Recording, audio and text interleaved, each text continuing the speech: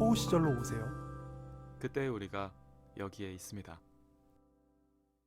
저 너무 하고 싶은 얘기가 있어가지고 좀 짜투리 시간 오늘도 활용해 보려고 하거든요. 이 얘기가 먼저 나갈 수도 있겠네요. 아, 그러게요. 그렇죠? 네. 일단 지금 말하기 듣기 심리상담센터에 이상 선생님 나와 계시는 상황에서 저희가 네. 녹음을 한 에피 마친 상태입니다. 그렇죠. 근데 저희는 사실 이 얘기를 더 하고 싶었잖아요. 아 이거 더 하고 싶었다기보다는 네, 이 얘기도 하고 이제 와서 싶었던. 겸양은. 저는 요새 나는 솔로를 저 넷플릭스로 보는데 네. 넷플릭스 그 다음 날 올라오잖아요. 그 다음날 새벽 12시 40분 정도에 그 정도 올라오죠. 올라오네. 저 아침에 일어나면 그래서 네. 샤워를 하고 나서 네. 보기 시작합니다. 아, 그 출근 준비를 하면서. 네. 아 준비하면서 그 바쁜 시간에. 보통 제가 헬스장에서 보잖아요, 이런 걸. 근데 네. 아 이건 아니야? 기다릴 정신이 없어. 이거는 이거. 정말 찐팬이구나. 그래서 원우 씨는 12시 40분에 오신 거 아니에요? 제가 그 시간을 알고 있다는 건 그만큼 저도 챙겨본다는 거죠. 0시 40분이죠, 그러니까. 그렇죠. 네. 저희가 이렇게 지금 녹음하고 있는 이 시점에는 지금 이제 9기 끝났고 정말 논란과 충격의 연속이었던 9기가 끝나고 이제 10기 지금 돌싱 특집 네. 한 2회차 진행. 네 정도가 진행된 시점입니다. 상황에서 지금 저희가 이 녹음을 하고 있다는 걸 미리 말씀을 드리는데 뭐부터 얘기하고 싶으세요? 저 할 얘기가 너무 많아요. 아 그래요? 네. 뭐 본인 선택하세요. 일단 9기를 어떻게 보셨는지. 9기. 네, 우리 9기는 광수와 영숙과 옥순. 옥순이의 이 삼각관계가. 뭐 강아지 좋아하셨던 분 이런. 그죠. 현숙 씨, 9기 현숙 씨 계셨고. 여러분들의 에피소드가 순차적으로 막 화제가 됐었는데. 네. 하지만 이제 역시 그 파워는 9기 광수의 그쵸. 서사가. 뭐 태풍으로 따지면 매미 같은.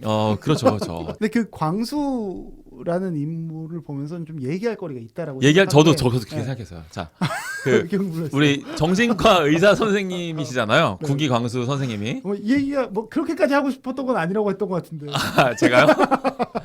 뻥쳤었나 봐요. 제가. 어떤 얘기부터 할 수 있을까요? 광수라는 사람은 조금 저는 이상 선생님 모셨을 때 좀 짚고 넘어갈 부분이 좀 있다. 네. 일단 우리 그분의 그 행동 패턴에 대해서 한번 얘기를 한번 해볼까요? 어떤 행동을 했었죠? 그러니까 이 9기 광수가 처음에 일단 선글라스를 끼고 등장을 하셨고 네. 나는 솔로라는 프로그램의 특성상 첫날에는 자기소개를 하지 않고 그냥 이제 외모만 서로 보고 대화만 나누는 식으로 하루를 보냈는데 자기소개하기 전까지는 되게 막 가벼운 사람처럼 행동을 했는데 이제 두 번째 날에 자기소개를 할 때 저는 정신과 전문의로서의 길을 걷고 있는 사람이다 라고 얘기를 하고 첫날에는 또 막 옥순이한테 직진하는 모습을 많이 보여주죠. 그렇죠. 그런데 그때는 이제 옥순이가 약간 좀 심드렁한 모습을 보이다가 이게 뭐 꼭 직업 때문이라기보다는 네. 이제 그 자기소개 이후부터 좀 관계 양상이 바뀌기 시작해서 이제부터는 또 옥순이도 좀 광수에 대해서 관심을 보이고 광수는 거기에 있는 모든 여성들과 다 그렇죠. 뭐 만나면 한 번씩 다 데이트를 하고. 네, 식으로 하다가 이제 마지막으로 갈수록 근데 옥순과 영숙 사이에서 이제 누구를 선택할 거냐. 네. 라고 하는 그 이슈를 이제 제작진에게도 밝히지 않으면서 결국에는 마지막 순간에 선택을 하기 직전에 이제 되게 오열을 한번 하고 네. 이제 결국에는 영숙 씨와 이루어지는 그래서 이른바 이제 실커라고 하죠. 실제로 지금 이제 연애를 하고 있는 네. 그런 상태로까지 넘어온 걸로 이제 확인이 되고 있는데 네. 뭐 아주 제가 너무나 강력하게 지금 농축을 한 그 사연 그 서사라서 이게 뭐 빠진 부분들도 되게 많지만 일단 요 정도 말씀드리고 네. 이제 짚고 넘어가고 싶은 부분에 대해서 얘기하면 좋을 것 같아요. 저는 이제 뭐 다른 여러 가지 것들 중에서 네네. 제일 조금 짚어보고 싶었던 게 네. 광수의 울음이에요, 울음. 네 마지막에 네, 마지막에 그 영수가 너 때문에 많이 웃었고 옥순아 너 때문에 많이 울었다. 하면서 울었다 할 때 그 연극적인 대사의 그쵸. 어떤 바이브까지 나오고. 거의 이 연극적인 걸 뭐에 비유할 수 있냐면 2014년 지방선거 때 서울교육감 선거에 나오셨던 우리 고승덕 전 후보의 네. 미안하다에 미안하다. 비견할 수 있는 조롱하는 거 아닙니다. 네, 네. 어떤 그런 톤이 약간 그랬다는 거예요. 진짜 미안했겠지. 그래서 네네. 근데 이때 네. 광수가 이런 얘기를 하거든요. 영숙에게는 덕분에 웃었다, 옥순에게는 때문에 울었다. 네. 이거 약간 거의 고려가요 수준 아닙니까? 그렇죠. 그러니까 너무 이게 어떤 그 수사법 같은 게 네, 대꾸를 딱 맞춰놨는데. 맞춰놨어. 그리고 그 다음에 이제 감정을 터뜨리면서 울어요. 네. 근데 여기서 재미있는 거 저는 이 광경을 보면서 사람들의 반응이 굉장히 재밌었어요. 그 안에 들어있는 사람들. 그 참여자들이죠. 네, 네, 참- 참가자들. 그러니까 영숙은 광수를 이해하는 모드로 가고요. 네. 다 맞춰주죠. 계속 울어주고. 네. 저 사람이 우는 모습이 자기도 너무 슬프고 네네. 눈물이 난다. 공감하는. 다른 사람들은 광수를 또 위로하는 모드로 가요. 근데 옥순이라는 여자분은 광수에게 구애를 하고 있는 상황인데도 이 입장이 굉장히 황당한 그렇지. 상황으로 느끼는 거예요. 대답을 못 들었던 것도 옥순이고 네. 끝까지 헷갈린 것도 옥순이고 끝끝내 마지막에 철저히 외면당한 것도 결국은 옥순이에요. 네. 그런데 단지 울었다는 이유만으로 옥순은 그 상황에서 자신이 가해자가 되는 것 같은 그렇지. 주객 전도가 발생하거든요. 네. 자신이 뭔가 과도한 요구를 한 것 같은 이상한 분위기.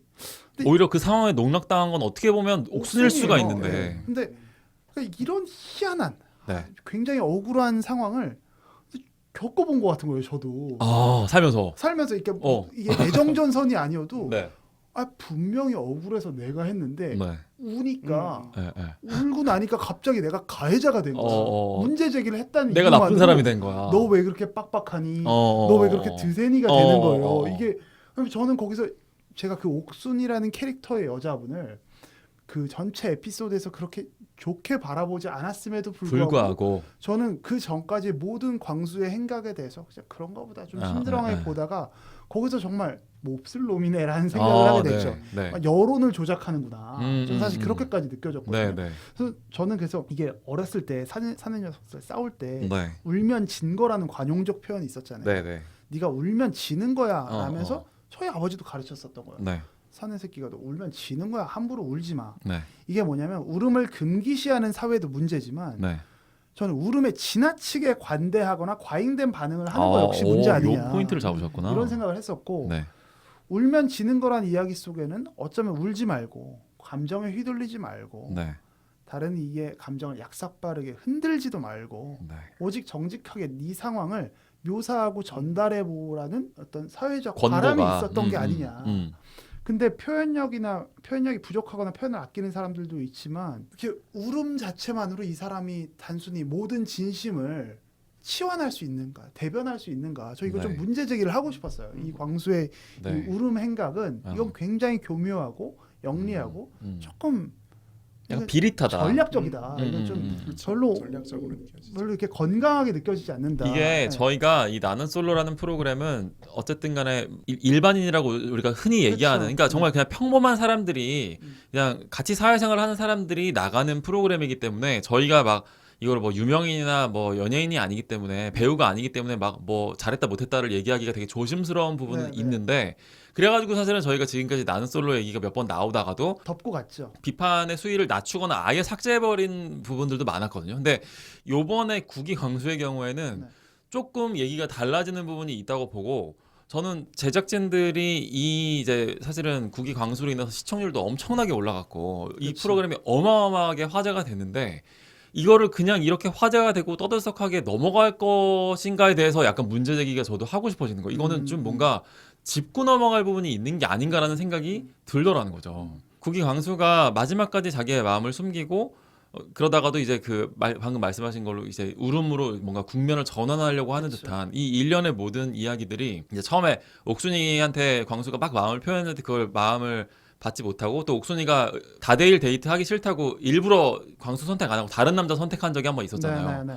일련의 그런 행동에 대한 옥순이에 대한 복수라고 보는 입장도 있단 말이에요. 그렇죠. 그런 거에 대해서는 혹시 옥순이한테 복수를 하기 위해서 그런 어떤 울음을 이용한 거다라고 생각하시는 거예요, 그러면?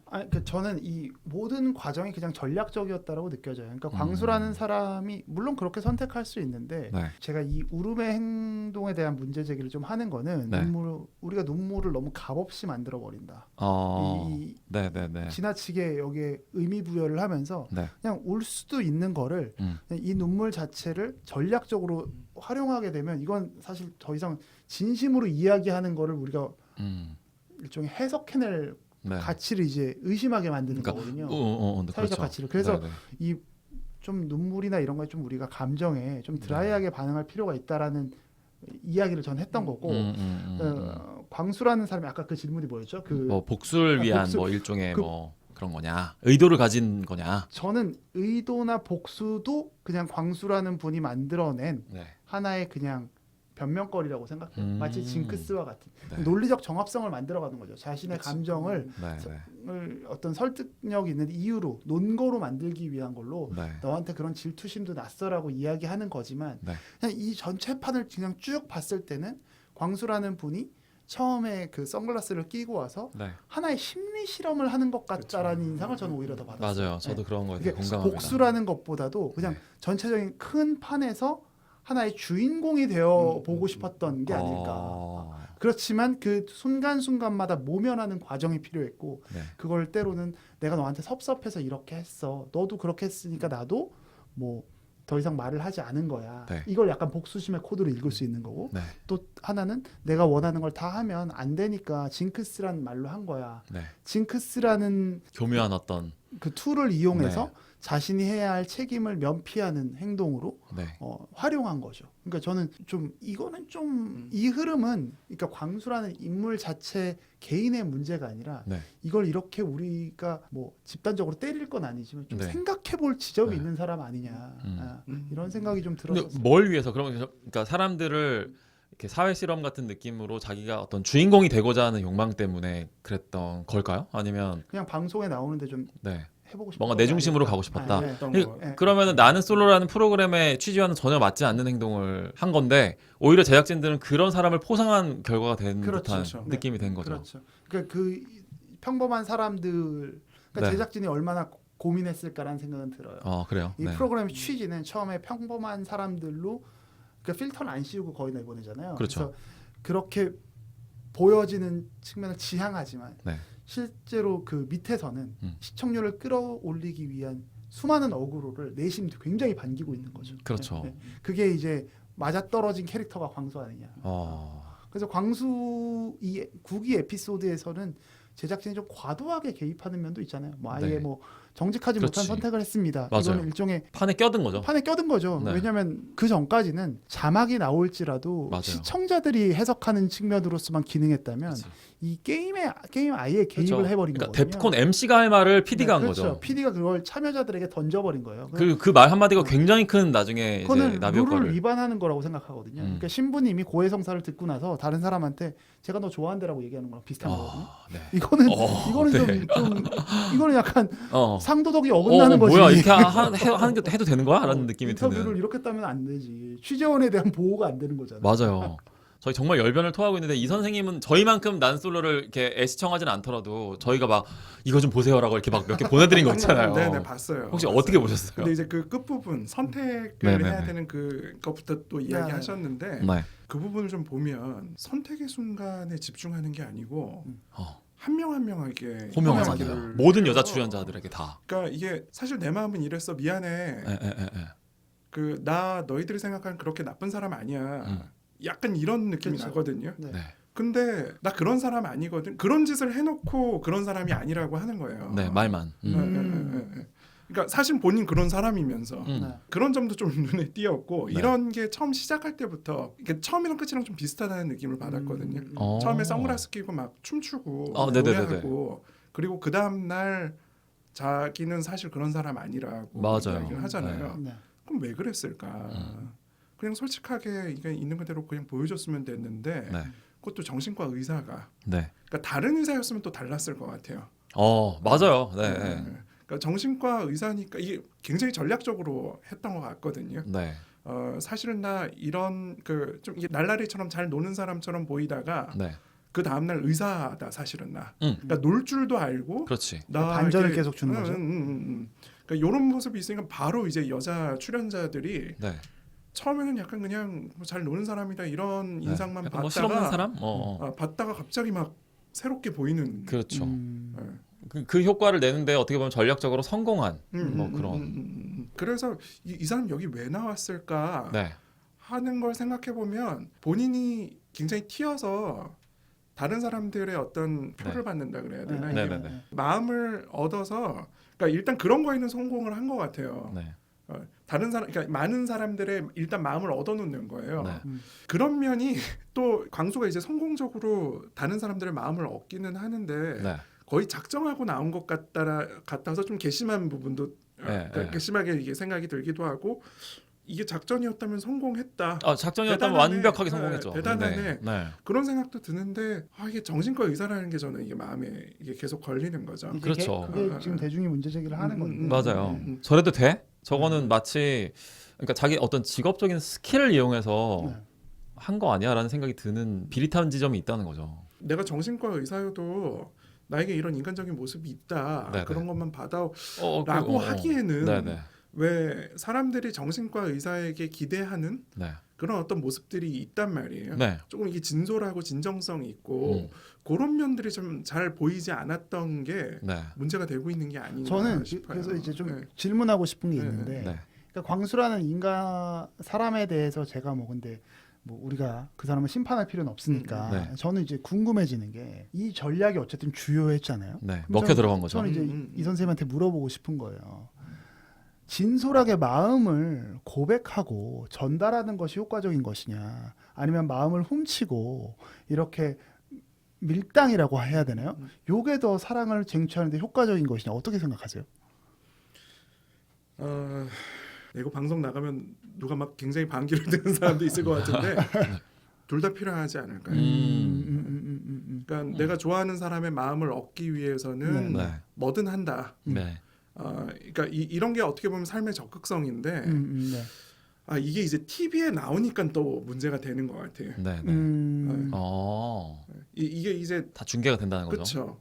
그러니까 개인이 하는 거는 누가 이게 뭐라고 네, 할 수는 없잖아요. 근데 네. 이 모든 사람이 보는데 이것도 이게 정신과 의사가 이제 그렇게 하는 모습이 또 부각이 되다 보니까 네. 사람들의 공부를 사는 것 같거든요. 약간 심리 실험을 하는 것 같고 네. 임상 실험을 그런 하는 느낌을 것처럼. 사실 주지 말아야 되는데 그렇죠. 네. 가장 주지 말아야 될 사람이 그렇지. 그런 느낌을 주고 네, 있는 맞아요. 거죠. 그러니까 광수가 비판받는 이유는 어장 관리를 했다라는 도의적 측면도 있지만 직업윤리적으로 넘어가기 때문에 그런 건데 사실 제가 이 선생님을 모셔서 여쭤보고 싶은 거는 그래서 아까 질문했던 거거든요. 그 사람들의 마음이란 이 심리적인 게 참 다층적이어서 더 좋은 사람을 선택하는 게 아니라 더 홀리는 사람을 선택하게 되는 경우가 많다는 거죠. 그 이걸 딱 두 글자로 뭐라고 표현하냐면 매력이라고 표현하는 거고 네. 매력이 있는 사람이라고 얘기하는 거거든요. 그 때때로 너무 진솔한 사람은 재미가 없고 착한 사람이라고도 표현을 해요. 네, 사람들이. 네. 여기 정답은 없겠지만 마치 지금 이 광수의 임상 실험을 보면 이 심리 실험을 보면 어떻게 보면 씁쓸하게도 네. 이 진솔한 고백이 단기적으로는 지는 게 아닌가라는 걸로 보여지는 측면도 있었다. 진단이요. 진솔하게 마음을 고백해가는 과정이 덜 매력적으로 보이는 걸 보여주는 아주 단적인 면이 아니었나. 그러니까 쉽게 말해서 그 같이 나온 구기의 광수랑 같이 나온 기수 중에 영수라는 또 캐릭터도 있거든요. 그렇죠. 네. 그분의 경우에는 되게 직진하는 캐릭터였고 네. 근데 다 편집됐어요. 그러니까 방금 조세프님이 하신 얘기를 뭐 제가 받아서 얘기를 해보면 진솔하게 자기 마음을 드러내고 하는 사람들은 결국은 이 방송에서 지금 광수의 그 존재감과 그렇죠. 일종의 전략과 임상 실험에 밀려난 거라고 한다면 제가 하고 싶은 말씀은 여기서부터인데 이 나는 솔로라고 하는 프로그램의 취지가 뭐냐는 거죠. 이 방송을 왜 방송하냐는 거예요. 제작진들이. 저는 이 나는 솔로가 요새 우리나라에 지금 방송계에 어마어마하게 많은 연애 심리 프로그램이 있는데 나는 솔로가 좀 독특한 지점은 이 프로그램은 되게 노골적으로 결혼이라고 하는 목표로 돌진하거든요. 그렇죠. 이건 이 사람들은 여기서 연애하고 뭐 그렇죠. 그냥 그 심리의 짝대기만 긋고 끝나는 게 아니에요. 여기에서 만나서 나는 결혼을 하고 싶습니다라고 하는 어떤 명확한 아주 사회 통념에 부합하는 그런 목표를 이루기 위해서 이 프로그램이 런칭이 된 거고 방영이 되고 있는 건데 지금 이 프로그램의 제작진들이 하고 있는 선택들을 봤을 때 저도 너무나 이 방송의 애시청자고 팬이지만 오히려 조시프님이 얘기한 것처럼 진솔하게 돌진하고 자기 마음을 드러내는 사람들은 자꾸만 비껴나요. 카메라 앵글에서.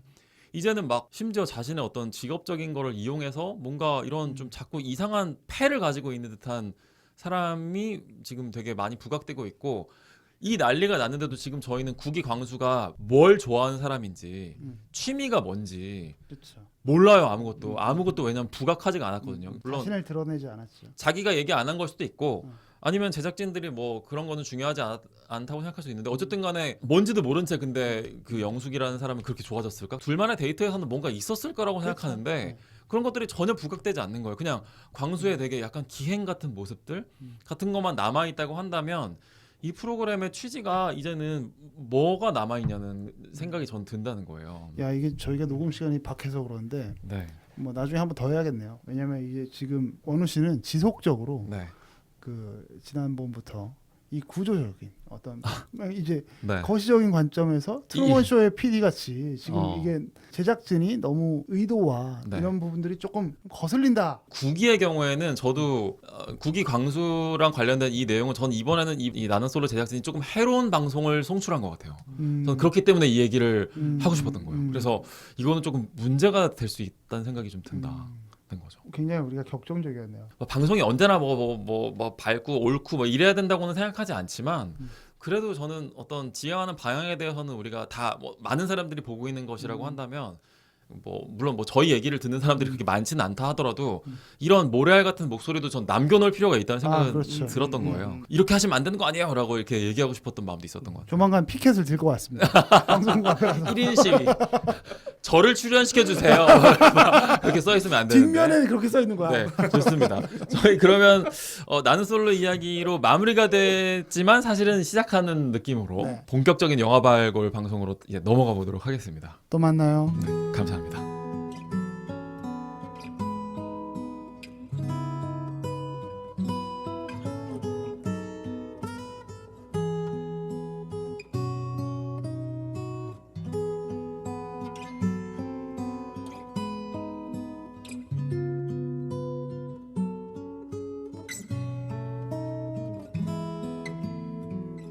우리의 호우 시절.